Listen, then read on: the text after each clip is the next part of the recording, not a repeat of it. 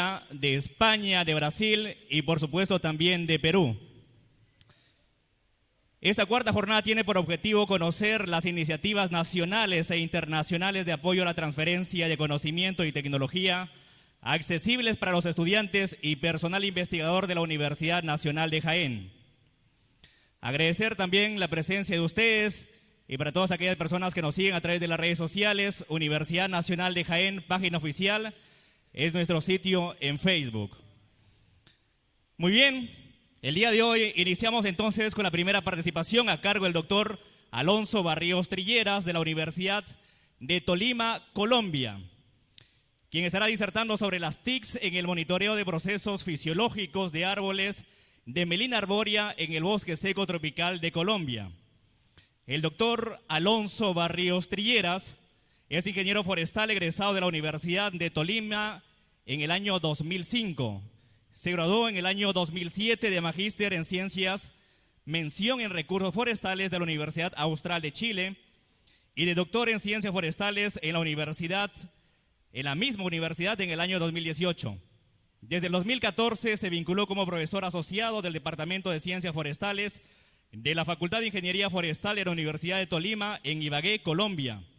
Es investigador asociado y líder del grupo de investigación Madera y Bosques de la misma universidad. Es autor de múltiples artículos científicos sobre el modelamiento del crecimiento y rendimiento de especies forestales, la genética, silvicultura y manejo de plantaciones forestales. Ha participado como consultor para diversas instituciones públicas y privadas en temas relacionados con el muestreo e inventario forestal, la silvicultura, el desarrollo de modelos de simulación de crecimiento y la estimación factores de emisión de carbono, entre otros. Damas y caballeros, recibimos con fuertes aplausos al doctor Alonso Barrios Trilleras. Bienvenido.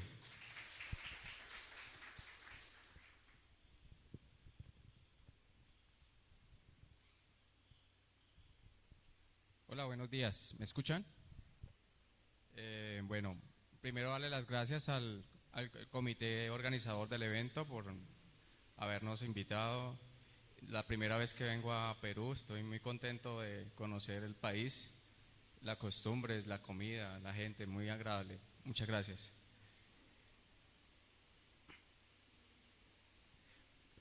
Antes de empezar, quería mostrarle unas láminas de lo que es la Universidad del Tolima. La Universidad del Tolima fue fundada en 1945, tiene aproximadamente unos 23.000 estudiantes, algunos estudian de manera presencial y otros a distancia. Tiene 9 facultades, tenemos 5 doctorados propios, 38 programas de pregrado, 23 maestrías y 16 especializaciones. Esta es la página web de la Universidad del Tolima. Bueno, algo para comentarles, nosotros estamos acá en el interior de Colombia, no tenemos mar, es muy parecido a lo que es Jaén en cuanto a clima, cultivos, también cultivamos arroz, tenemos café, básicamente nos dedicamos a eso, a la agricultura, ¿sí? Hay ganadería, forestal, café, arroz, maíz, eso es a lo que nos dedicamos allá. Y pues la fundación de la Universidad del Tolima fue direccionada a los programas del agro, ¿no? Entonces a lo que es veterinaria, agronomía y forestal, desde un comienzo, ¿sí? Desde 1945. Esto es Ibagué, totalmente invitados para cuando quieran visitarnos.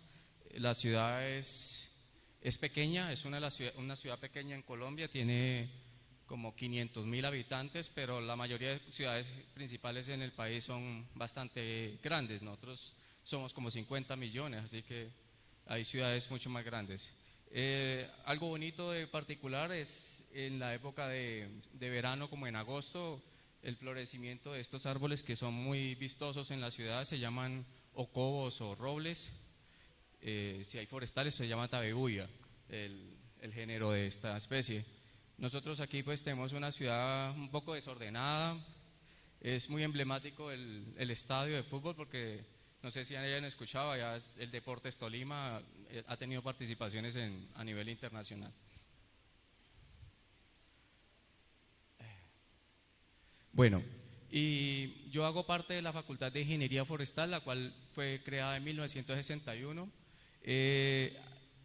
Tenemos un programa de pregrado que es Ingeniería Forestal y tenemos 6 posgrados, un doctorado en cuencas hidrográficas, una maestría en ciencias forestales, de la cual yo soy el coordinador, una maestría en planificación y manejo ambiental también de cuencas, una maestría en gestión ambiental, una especialización en restauración ecológica, una especialización en gestión ambiental.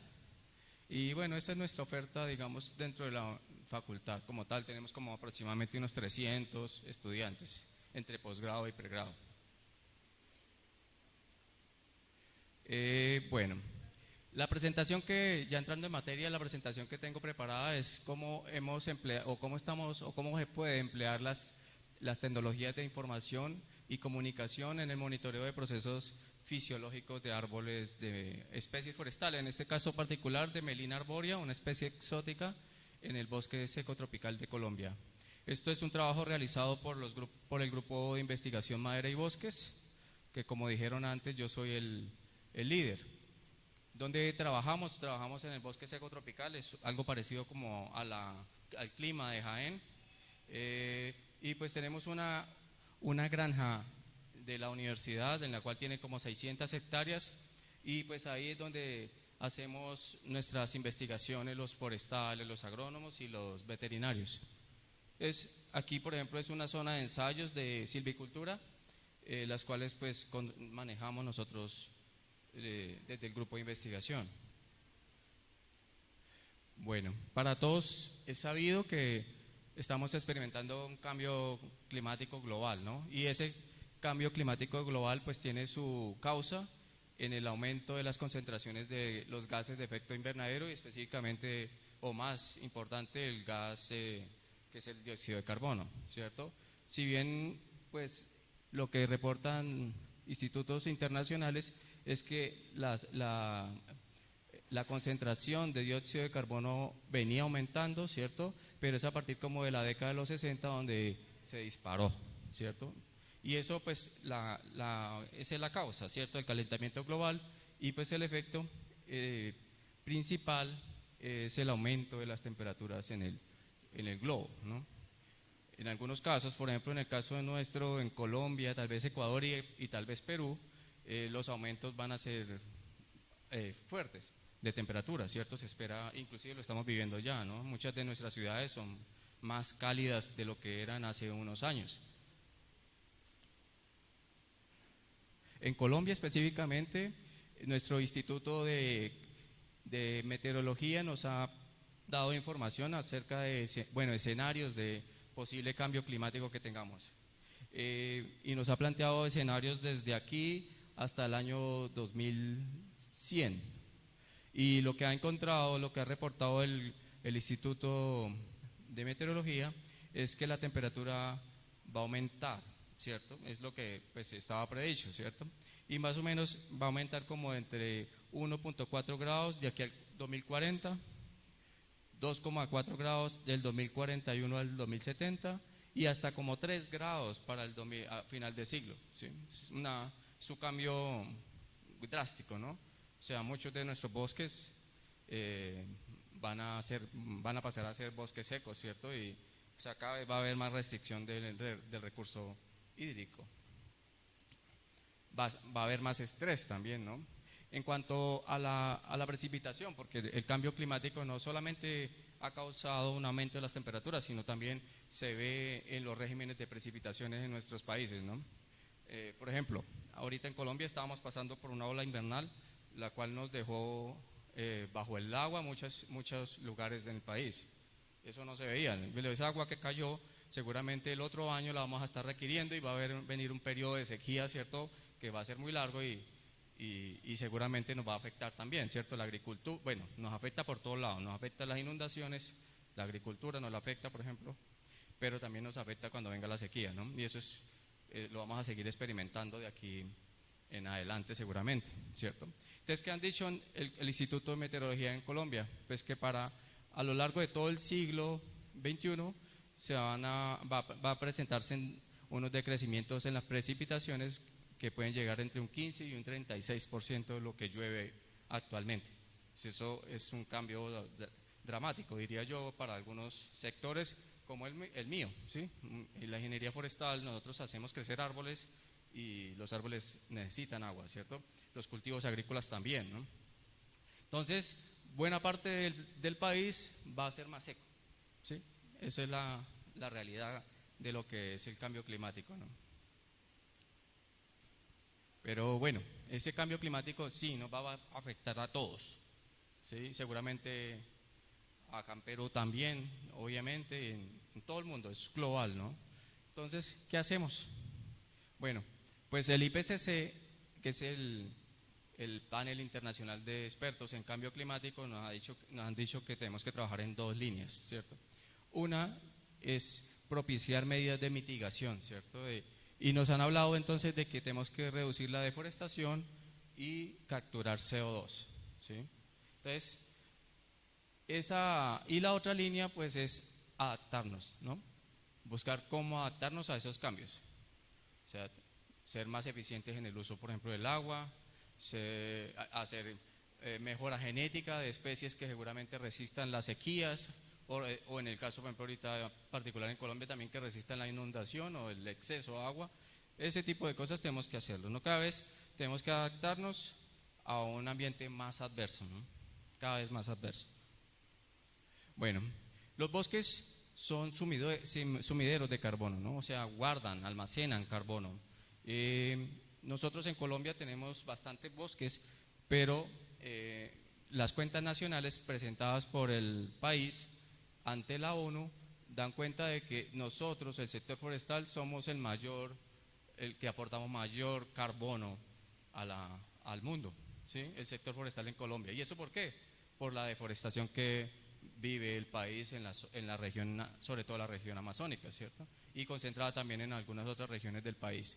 Pero nosotros también almacenamos o fijamos carbono a través de los cultivos forestales, lo que son las plantaciones, ¿sí? Pero como ustedes ven, obviamente las diferencias son grandes, o sea, lo que capturamos a partir de plantaciones no iguala a lo que se está dejando en la atmósfera por la deforestación, ¿sí? Están hablando de que nosotros teníamos como unos 128 hasta un 94 gigatoneladas de CO2 versus unos 30 gigatoneladas que es lo que se captura, ¿sí? Por las plantaciones forestales.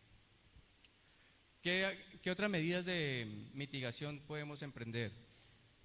Pues, por ejemplo, en el caso para combatir la deforestación, pues se ha pensado, o lo que está trabajando en el país, es el sistema de alerta temprana de deforestación y también de incendios forestales. O sea que por teledetección, analizando imágenes de satélite, podamos ver focos de deforestación y combatir los focos de deforestación a tiempo, ¿sí? Antes de que estos focos aumenten. Y lo mismo los incendios forestales. Cuando viene la época seca, se queman los bosques, ¿cierto? También es una práctica cultural hacer quemas en las áreas de cultivo y muchas veces esos incendios se vuelven incontrolables y se extienden a los bosques. También hay que emprender procesos de plantación y de restauración ecológica, ¿cierto? Ya les voy a hablar más de eso. Y también mejorar los sistemas de cuantificación de la captura de CO2. En eso pues nosotros hemos estado trabajando. El año pasado estuvimos recopilando para el gobierno información sobre tasas de fijación de carbono de especies forestales, de las que cultivamos nosotros en el país. ¿Eso por qué? Pues porque cada vez hay que afinar más el dato, ¿sí? Los datos de lo que presenta el país al mundo, de cuál es de verdad la cantidad de carbono que están almacenando los bosques, ¿sí? Porque al principio pues la información es escasa, ¿no? No tenemos información para cuantificar cuánto carbono almacena un bosque o cuánto pierde cuando se quema, por ejemplo. Entonces, estuvimos recopilando información sobre esas tasas de fijación de carbono y pues hay algunas especies de plantaciones que son capaces de fijar hasta casi 45 toneladas de carbono por año, ¿sí? Eso es bastante. Y también la otra área que hemos estado trabajando es en el desarrollo de modelos para la estimación de la biomasa aérea, por ejemplo, en este caso, a partir de variables de fácil medición como el diámetro de los árboles. ¿Eso para qué? Esta biomasa después la convertimos en carbono, ¿sí? Para poder cuantificar entonces cuánto es el aporte, digamos, del sector forestal en la captura de CO2. En el país hay un pago por ese servicio ambiental. Hay una tasa que se cobra a las empresas por emitir carbono y esa tasa con eso se paga por el servicio ambiental que algunas empresas reforestadoras prestan por sembrar plantaciones y hacer esta captura de CO2, ¿cierto? El sector forestal nuestro en Colombia, pues nosotros más o menos tenemos 114 millones de hectáreas, ese es el total de superficie del país, y más o menos unos 60 millones de hectáreas son bosques naturales, y apenas medio millón es plantaciones. Digamos que nuestro sector forestal basado en plantaciones es pequeño, muy pequeño, pero en bosques sí tenemos una buena cantidad, ¿sí?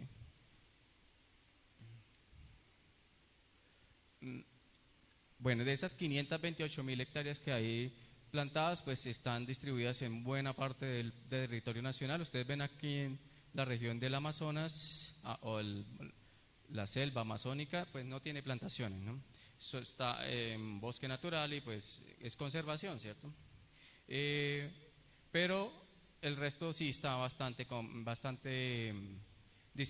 distribuido a lo largo de todo el país. Por ejemplo, aquí en Antioquia o en los llanos orientales, en la frontera con Venezuela o en la costa del Caribe también tenemos plantaciones. Sin embargo, lo que producimos no nos da para que seamos totalmente autosuficientes, ¿sí? Y al final tenemos que importar madera, ¿sí? Entonces, en realidad la balanza comercial es negativa y eso nos vuelve un país importador de madera. A pesar de que los estudios han mostrado de que hay un gran potencial para la reforestación de buena parte del país y hay aproximadamente unos 7 millones de hectáreas disponibles para reforestar. Las especies que más plantamos, no sé si puedan apagar la luz para que vea un poco mejor.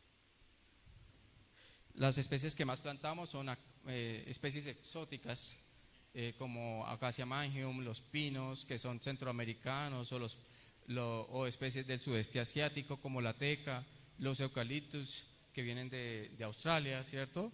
Y entre este grupo pues también destaco la melina. La melina es una especie exótica también que viene del sudeste asiático y la hemos estado plantando en el país, en el bosque seco tropical. La melina es una especie de la familia Lamiaceae, viene, como les decía, del sudeste asiático, de Birmania, y se planta en Colombia desde la década de los 80. Tiene un rápido crecimiento, tiene incrementos en medios anuales de 20 a 25 metros cúbicos hectárea año y yo en ensayos he alcanzado hasta 60 metros cúbicos hectárea año. Se desarrolla en los bosques secos de Colombia, donde si bien, bueno, acá dice uno bosque seco, pero la precipitación no es tan baja, ¿no? 1.750 milímetros a 2.300 milímetros al año llueve en esta zona, pero sí tiene una estación seca que va hasta de 3 a 5 meses en el año seco, ¿sí? Donde casi no llueve. Y las temperaturas, tolera temperaturas bastante altas, hasta 35, 38, seguramente 42 como acá en Jaén lo pasa, ¿sí? En algunos sitios en la costa caribe inclusive se planta en precipitaciones menores a 1.000 milímetros al año. Estos bosques secos donde crece la melina, donde la plantamos, pues es uno de los ecosistemas más amenazados en Colombia. Apenas queda como un 8% de 8 millones de hectáreas que habían originalmente y esos bosques ahorita presentan una gran fragmentación. Son bosques como estos, ¿sí? Muy parecido a esto. Y pues, ¿por qué se ha dañado esos bosques? Porque han sido presionados por la ganadería y por la agricultura, sobre todo estos monocultivos de arroz, ¿sí? Cultivamos mucho arroz también en esa región. Entonces, eso ha hecho que los bosques se fragmenten y se pierda pues la superficie de estos bosques en el país. Las especies que están plantadas, que crecen naturalmente aquí, pues son especies que son vulnerables y están en peligro de extinción. En cuanto a las medidas de adaptación que hemos estado trabajando es cómo tenemos que partir por entender mejor cómo las especies se adaptan a los ecosistemas, ¿cierto? En el bosque seco tropical. ¿Cuáles son esas estrategias de adaptación que utilizan las especies para adaptarse a esos ecosistemas secos? Pues con el fin de facilitar también el proceso de adaptación. Y lo otro es cuantificar esas relaciones entre los procesos fisiológicos de las plantas con el fin de entender y cuantificar el efecto real que el cambio climático tendrá sobre los bosques. Porque, bueno, uno dice, va a subir la temperatura, ¿cierto? Aumenta la cantidad de carbono y eso sería bueno para las plantas, ¿no? En algunos sitios, no en todos, ¿sí? Pero seguramente puede ser bueno. Uno de los fenómenos o de los procesos fisiológicos que se realiza en la planta tiene que ver con el ciclo hidrológico. La disponibilidad del agua pues es el principal limitante para la producción forestal, ¿cierto? Y eso, inclusive si hay limitantes o limitaciones en la disponibilidad de agua, pues provoca disminuciones de biomasa, inclusive en casos extremos, pues que los árboles se mueran. La disponibilidad de agua también afecta el crecimiento de los árboles, ¿no? Y la pérdida de agua por la transpiración, pues en realidad es inevitable, ¿no? No se puede evitar, porque está ligada al proceso de fotosíntesis, ¿cierto? Entonces es parte de lo que realiza la planta para poder procesar sus propios alimentos, ¿no? Entonces, es inevitable, ya que pues, se requiere para poder obtener la ganancia de carbono o la fijación de carbono a través de la fotosíntesis. Entonces, entendemos que la transpiración es, bueno, parte del proceso hidrológico donde cae la precipitación, ¿cierto? Parte de esa agua que cae al suelo se evapora y otra parte es tomada por la planta, subida a las hojas, y en las hojas esa agua es evaporada también y eso se conoce como transpiración. ¿Cómo medimos la transpiración? Pues es difícil medirla. Uno de los métodos que utilizamos para medir la transpiración está basada en la medición del flujo de savia. ¿Qué es el flujo de savia? Pues esto es un árbol, parte del fuste de un árbol, el agua sube por el tronco hacia las hojas y es ahí donde ponemos unos sensores que consisten en 3 agujas insertadas en el tallo. La del centro es un emisor de calor y las otras miden temperaturas. Entonces lo que mide es la velocidad de disipación, cómo se disipa esa temperatura por el flujo de la savia. Entonces, el método que utilizamos es el método conocido como relación de calor y mide la relación entonces de un incremento de temperatura después de retirar un pulso térmico en puntos equidistantes, aguas arriba y aguas abajo del emisor. Aguas arriba y aguas abajo del emisor. Aquí es donde aparecen las tecnologías de información y comunicaciones. Nosotros las usamos todo el tiempo, en realidad, ¿no? Cuando utilizamos un GPS, es información que podemos capturar a partir de la información que emiten los satélites de posicionamiento de la red de posicionamiento global, ¿cierto?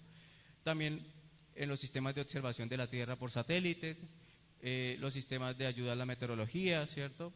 Y también en la parte agrícola y forestal estamos utilizando entonces sensores y unidades de telemetría que permiten medir algunos de los parámetros importantes para el crecimiento o la producción forestal o agrícola, y esta información puede ser enviada, remitida a través de radiofrecuencia o internet, ¿cierto? Y si la enviamos por internet, pues estamos hablando de que ya son aplicaciones de internet de las cosas o IoT.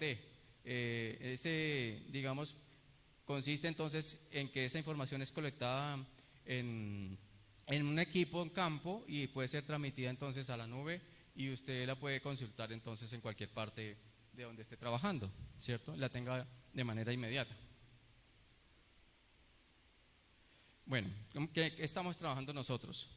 Nosotros estamos, pues, bueno, todos estos equipos de IoT, de Internet de las Cosas o de monitoreo, pues son costosos, ¿no? Muy costosos, si uno los compra de marca. Los sensores son caros también. Entonces, ¿qué hemos hecho ya en la universidad? Pues hemos empezado a diseñar nuestros propios prototipos de equipos para la colección y la medición, o sea, los sensores, el desarrollo de sensores como tal. Entonces, lo primero que hemos desarrollado son registradores de datos o data loggers, ¿sí? Que son capaces de almacenar la información, puede ser en una micro SD o puede tener unas conexiones a través de unas antenas, ¿cierto? Y remitir esa información a un gateway o, bueno, algo, digamos, que pueda almacenarlo o pueda ponerla en la nube, ¿sí? Si tienes internet cerca, se puede hacer, ¿no? ¿Cómo lo hemos hecho? Pues hemos diseñado los prototipos utilizando software gratis, ¿no? Porque pues es costoso también adquirir licencias de esto, ¿no? Entonces, hemos utilizado, por ejemplo, para diseñar estas placas Easy EDA, que nos permite entonces hacer un diseño y hacer la placa, y estas placas las imprimimos en la China, ¿sí? En la China mandamos el diseño y ellos nos envían después la placa, el prototipo ensamblado o para que nosotros lo ensamblemos. Y luego, una vez tenemos el prototipo, pues lo programamos utilizando Arduino ED, y programamos los microprocesadores que tienen cada uno de estos data loggers. ¿Qué hay que tener en cuenta para diseñarlos? Pues, por ejemplo, la frecuencia que vas a requerir en el muestreo, los tipos de entradas, si son analógicas o digitales, el número de canales de entrada, la resolución de medición. Algunas mediciones necesitan mucha resolución, por ejemplo, la medición de temperaturas, en el caso de la medición de SAFlow, pues requiere una resolución bastante alta, porque las mediciones no alcanzan, digamos, los pulsos no generan tanta elevación de las temperaturas, y entonces necesitas una resolución alta. El almacenamiento de los datos y la transmisión de los datos. Entonces, por ejemplo, aquí almacenamos la información en una micro SD, el consumo de energía y la fuente de poder que va a utilizar estos equipos, y también el costo. Nosotros hemos diseñado estos equipos y nos salen aproximadamente a $50. En el mercado un equipo Datalogger vale $3.000. Entonces, podemos poner muchos más equipos en muchos más árboles a un menor costo, ¿sí? También hemos diseñado entonces sensores de SAFlow. Esos sensores de SAFlow consisten en las 3 agujitas que le mostraba, y estamos utilizando entonces unos termistores. Los termistores son resistencias que son altamente sensibles a los cambios en temperatura. Entonces, estos termistores son muy pequeñitos, ¿cierto? Y los podemos poner dentro de una aguja hipodérmica, a la cual le sellamos las puntas y la ubicamos en estas distancias. Ponemos 2 termistores en cada una de estas agujas, y esos registran los cambios de temperatura. Y pues en el centro dejamos entonces un emisor, el cual tiene una resistencia eléctrica y produce un calor, un pulso de calor, ¿cierto? Que lo mantenemos por ahí entre unos 3 a 5 segundos, y luego lo retiramos y luego contamos la temperatura. Todo esto pues son basados ya en trabajos publicados, ¿no? En el mundo. Lo primero que hicimos cuando desarrollamos esto fue hacer una validación de qué tan bueno era lo que hacíamos, ¿cierto? Entonces, lo primero que hicimos fue probarlo en macetas, en árboles árboles de melina arbórea de 1 año.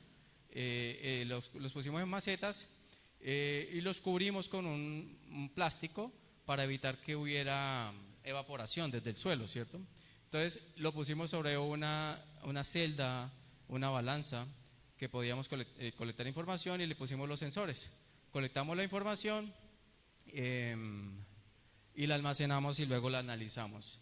Esto lo presentamos este año en España, y mostramos de que la información que teníamos más o menos seguía el comportamiento de los datos de pérdida de agua por la transpiración, ¿cierto? Entonces, ustedes ven aquí los datos en rojo, pues son los medidos por la pérdida de peso registrada por la balanza, y los azules son el SAFlow, que fue medido por el equipo, el sensor.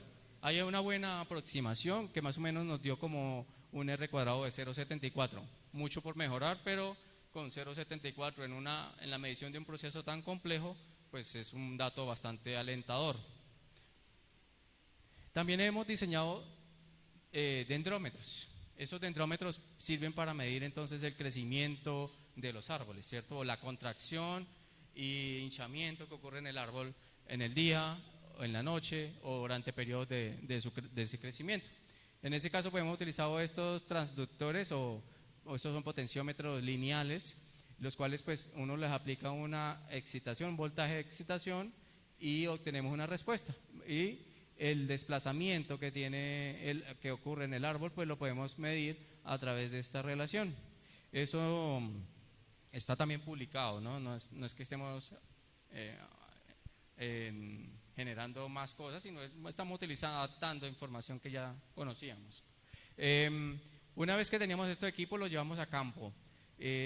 Instalamos una red, la cual consistía pues primero en instalar una microestación, ¿cierto? Teníamos árboles de melina, le instalamos los sensores de SAFLOW y los dendrómetros y colectamos la información con nuestro data logger. Todo era alimentado con una fuente fotovoltaica, ¿cierto? Utilizando un panel solar y unas baterías, y con eso podríamos alimentar los equipos. La transmisión la podíamos hacer entonces con radiofrecuencia o internet. Nosotros tenemos internet a 2 kilómetros aproximadamente desde el punto donde están los árboles a la estación, ¿sí? Entonces no está tampoco tan lejos. Y también teníamos un almacenamiento local de la información a través de una micro SD, ¿sí? Almacenábamos la información en la micro SD. Así era más o menos como, esto es un diseño de data logger utilizando Arduino, donde colectamos la información. Está el sensor en campo ya en un árbol, está el dendrómetro y está el sensor de SAFLOW. Esto lo cubrimos con papel aluminio, no sé cómo lo llaman acá, pero papel aluminio para evitar los cambios bruscos de temperatura, por ejemplo, si le llega el sol, ¿sí? Entonces con eso evitamos o lo aislamos un poco. Los datos que obtenemos de estos sensores pues se ven como esto, ¿sí? Aquí les puse datos desde como el 30 de septiembre hasta el 19 de octubre de este año. Yo me iba a quedar con el último día para mostrarles qué es lo que debe uno ver, ¿cierto? De esos datos. El último día que me dio que está ahí en esa serie. Entonces, estos son los datos que obtenemos de SAFLOW. Como ustedes ven, los árboles transpiran de día. Aquí es el 18 de octubre y los árboles empiezan a transpirar aproximadamente a las 5 de la mañana, ¿sí? Cuando empieza precisamente a salir el sol en Colombia, ¿sí? 5 y media de la mañana es cuando empieza a salir el sol y luego alcanza sus picos como entre el mediodía, ¿cierto? A las 12 a las 2 de la tarde y por allá a las 6 de la tarde ya no hay transpiración, ¿cierto? Vuelve a ser cero. Si uno cuantifica el área bajo esa curva, pues puede calcular el agua transpirada por el árbol, que hemos calculado, por ejemplo, para ese día en 10,4 litros.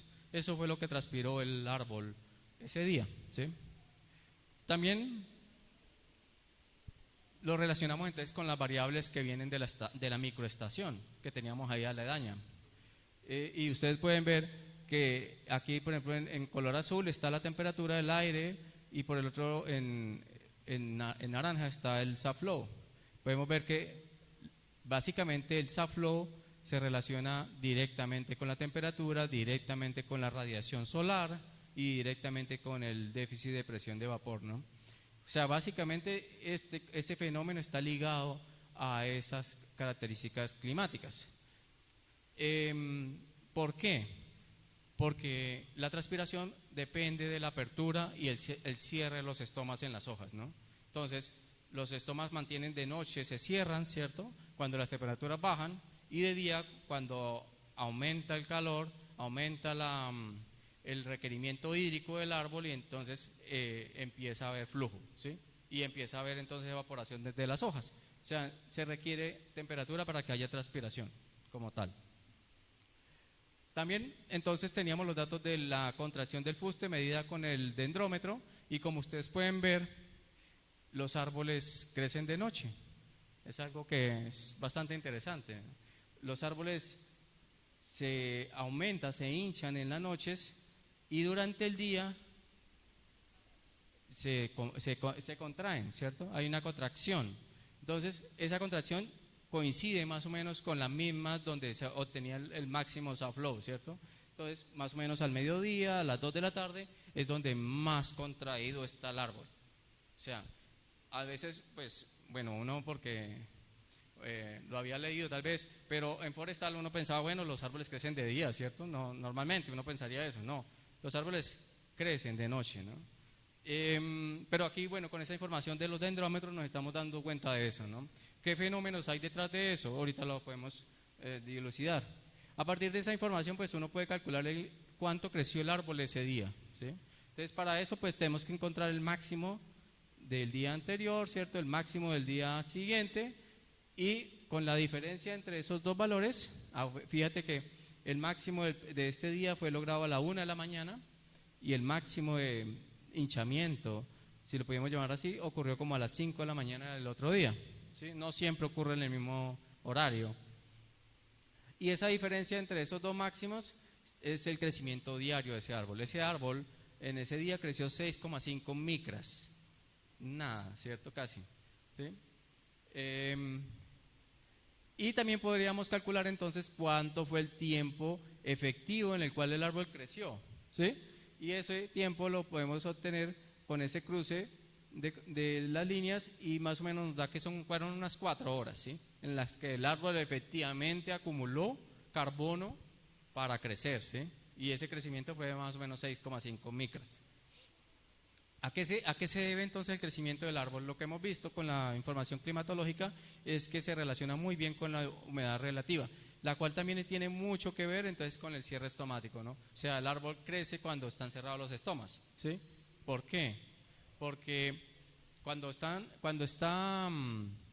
los estomas están abiertos, ¿cierto? Están transpirando, entonces se genera, el agua se está evaporando en las hojas, se genera un déficit, ¿cierto?, en las hojas que es mayor al que tiene el suelo y genera un vacío, ¿no? Y ese vacío genera una succión. Eso hace que el agua fluya desde la raíz, pase por el fuste y llegue a las hojas, ¿cierto? En ese caso, esa succión genera una tensión en el fuste y eso hace que el árbol comprima, ¿sí? Se comprime porque lo está succionando. Hay mucha fuerza de succión ahí. Por eso el árbol se comprime, ¿sí? Una vez cuando se cierran los estomas, ¿cierto? El agua sigue fluyendo por un tiempo, ¿sí? Pero ya no se está perdiendo en las hojas, ¿sí? Ya el agua está quedando dentro del fuste del árbol como tal. Entonces, ese es el momento en el cual se ve este hinchamiento, digamos, de nuevo en el fuste. Entonces, eso es muy regulado por el ambiente, por la humedad relativa y las temperaturas, ¿sí? Obviamente, entonces, la relación que tenemos entre el soft flow, o sea, la transpiración, y la contracción del fuste es totalmente negativa, ¿no? Y más o menos, entonces, coincide esos picos de transpiración con las mayores reducciones en el tamaño de los árboles. Bueno, para terminar, ahora sabemos que la transpiración afecta negativamente el incremento diamétrico y que los árboles crecen de noche, ¿sí? Increíble, hay que analizar por qué, ¿no? ¿Qué otros fenómenos están ahí mezclados que no hemos visto, ¿no? ¿Qué ocurre en la noche para que los árboles crezcan? Las relaciones entre esos procesos fisiológicos y las variables climáticas pues permitirá predecir y establecer escenarios sobre el efecto de futuro cambio climático a un nivel de escala muy fino, ¿no? ¿Sí? O sea, si sabemos entonces ya, nos están diciendo, por ejemplo en mi país, que va a subir la temperatura a 3 grados, podemos entonces saber qué va a pasar con estos árboles, ¿sí? A una escala mucho más alta. Podemos decir entonces si van a poder crecer o no, ¿cierto? O vamos a tener que moverlos a un sitio donde la temperatura no vaya a cambiar tanto. La información también permitirá tomar mejores decisiones o permite tomar mejores decisiones y sobre todo decisiones más a tiempo, más oportunas, ¿no? Porque nos estamos dando cuenta al instante de lo que está ocurriendo con los árboles, ¿sí? Y lo otro es que convencionalmente nosotros medimos así, ¿cierto? El diámetro, por ejemplo, lo medimos así en los árboles, con una cinta, vamos al árbol y le tomamos la medición. Hoy en día, con estas tecnologías, podemos entonces hacer predicciones de crecimiento de los bosques más precisas y fiables debido a que la frecuencia de la medición es mayor y el nivel de detalle es mucho más alto, ¿no? Entonces, es obviamente una ganancia en la cual uno puede parametrizar modelos a una escala mucho mejor y inclusive dependiendo de las variables climáticas como tal.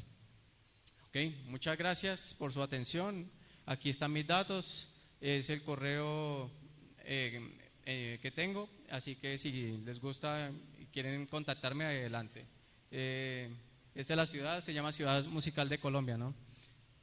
Nos gusta el baile, ¿no? Qué bueno, gracias.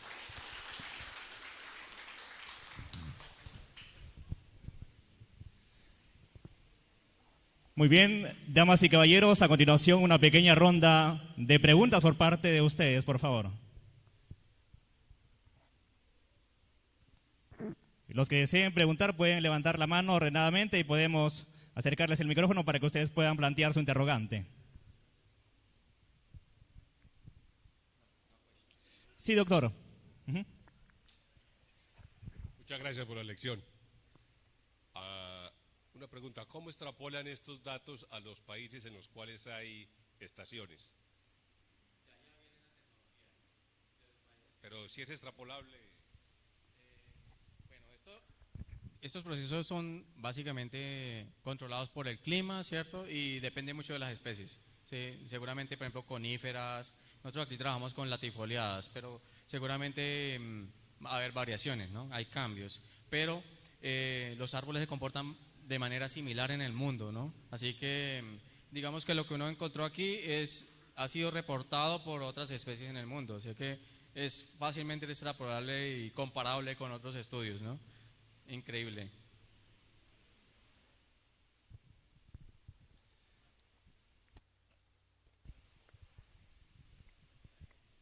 Buen día con todos. Doctor, buenos días.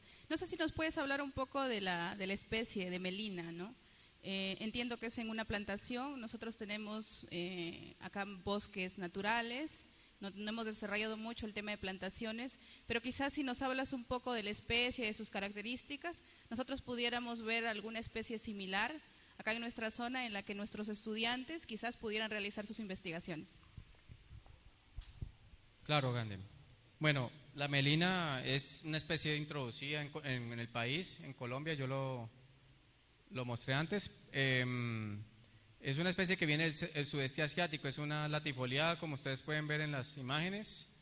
En el país pues se planta como desde 1980, se introdujo al país como tal. Es un árbol que crece más o menos recto, tiende de pronto a torcerse, pero crece bastante bien, digamos, en estas zonas secas. ¿Sí? Se adapta muy bien, o sea, los requerimientos hídricos no son tan altos en realidad de esta especie. Ustedes vieron ahí 10 litros comparado con un eucalipto que consume 80 o 100, pues no es mucho, ¿no? Esto, digamos que lo que estamos haciendo es hacer investigación porque, por ejemplo, en mi país se está hablando mucho sobre la eficiencia en el uso del agua, o sea, qué tan bien usan los sistemas productivos el agua, entre eso el forestal, ¿sí? Entonces, por ejemplo, se está criticando mucho el eucalipto alpino porque consume mucha agua, ¿cierto? Pero esto lo están haciendo los políticos hablan, pero y la información para poder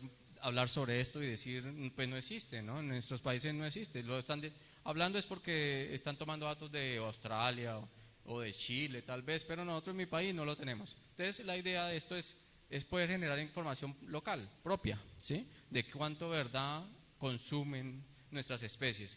De todas maneras, esto es una especie exótica. La idea que tenemos en el grupo de investigación es aplicarla a especies del bosque nativo, ¿sí?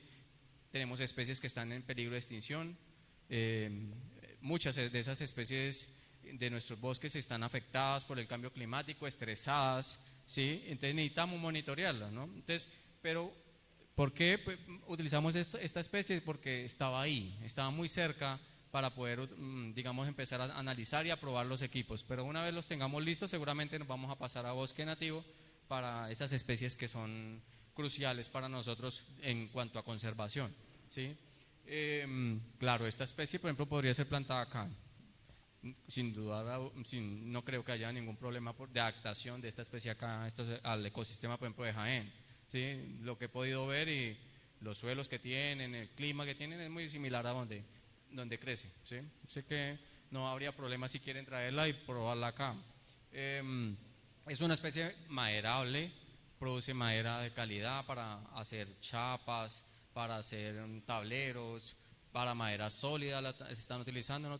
Las empresas la usan mucho para ponerla, nosotros le llamamos estivas, es para hacer el cargue de contenedores en los barcos, para subirlos, o sea, para almacenar en bodegas.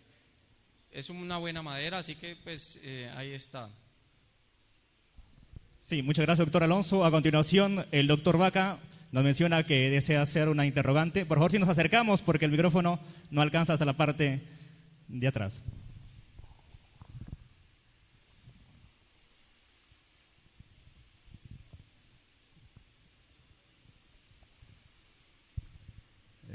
Muchas gracias. Felicitaciones por la presentación que nos da muchas luces en el tema del manejo silvicultural de Melina.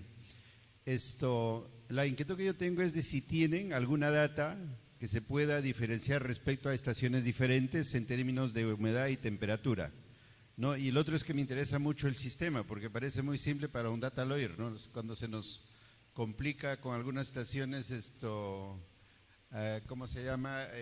Tradicionales que queremos implementar, ¿no? Para ir al tema digital. Entonces entiendo que la información se nos está quedando en la presentación y seguramente vamos a seguir allá, ¿no? Y si podríamos ir en la línea diríamos en el tema forestal, en la línea de la agricultura de precisión, ¿no? Porque ellos sí ya están trabajando mucho este tema. Gracias, doctor.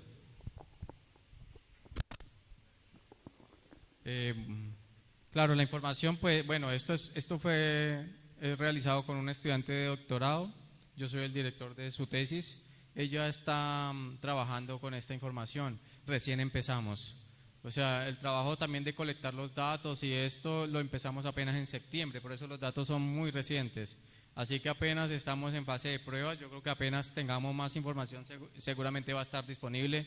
Y claro, esto es silvicultura de precisión en realidad, ¿no? Sí, se puede llamar así por la información que se colecta, ¿no? Usted puede tomar decisiones a tiempo con estos equipos. Algo para agregar, esta foto que está ahí es de una plantación de 2 años, ¿sí? Para que lo vean, crece muy bien, ¿no? La plantación. Sí, claro, profesor, a la orden, estamos pendientes. Yo creo que podemos seguir trabajando mancomunadamente en desarrollar estos equipos y en seguir trabajando para generar más información de nuestras especies, sobre todo las nativas. También hay que trabajarle fuerte porque el cambio climático se vino y no hay mucho tiempo tampoco para reaccionar. ¿Listo? Muchas gracias. Muchas gracias, doctor Alonso. A continuación, le invitamos, por favor, a ubicarnos en la parte céntrica. En la parte céntrica, sí. Y también invitamos a la parte de adelante, ¿sí?, al doctor Pedro José Rodenas Seituque, quien en calidad de vicepresidente de investigación de la Universidad Nacional de Jaén le va a hacer entrega de un presente y también de un certificado, agradeciendo la participación del doctor Alonso Barrios Trilleras en la mañana del día de hoy. Bienvenido, doctor Pedro José.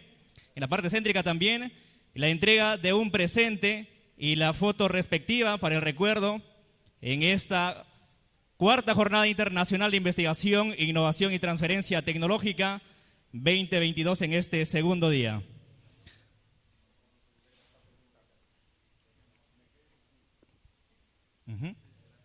Muy bien, muchas gracias, doctor Alonso, muchas gracias, doctor Pedro José. Unas palabras de agradecimiento, por favor. Sí, muy buenos días tengan todos ustedes, doctor. Para nosotros importantísimo sobre su ponencia y lo felicito. Pero tengo una duda. ¿Qué papel juega la presión en estos trabajos que han hecho en el lugar donde ustedes están realizando sus investigaciones? Ya, eso es, claro, la presión atmosférica tiene que ver mucho también como regulador del déficit de presión de vapor, ¿no? O sea, nosotros estamos trabajando como en ese sitio a 300 metros sobre el nivel del mar, ¿sí? 300 metros, aquí estamos a 700. La verdad, seguramente tiene que ver mucho, digamos, con la regulación del déficit de presión de vapor, ¿no? Pero claro, es algo que toca seguir trabajando y analizándolo, ¿no? Desafortunadamente solo hemos probado ese sitio, ¿no? 300 metros sobre el nivel del mar. Si lo cambiamos a otro sitio, seguramente más alto, los datos pueden ser un poco diferentes, sí, seguramente. Muchas gracias, doctor, muy amable y felicitaciones y bienvenido.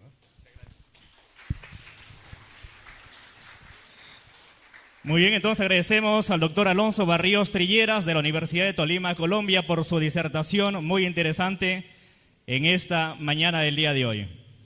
Muy bien, también invitamos a todas las personas que se encuentran en la transmisión en vivo a través de nuestras redes sociales. Les invitamos a participar compartiendo la transmisión en vivo. Nos encuentran en el Facebook como Universidad Nacional de Jaén, página oficial. Gracias por estar aquí en este segundo día de la cuarta jornada internacional. Damas y caballeros, a continuación presentamos para todos ustedes una importante ponencia virtual a cargo de la doctora Raquel Neira de la Universidad de Zaragoza, España, con la disertación del tema Industrias forestales y cambio climático.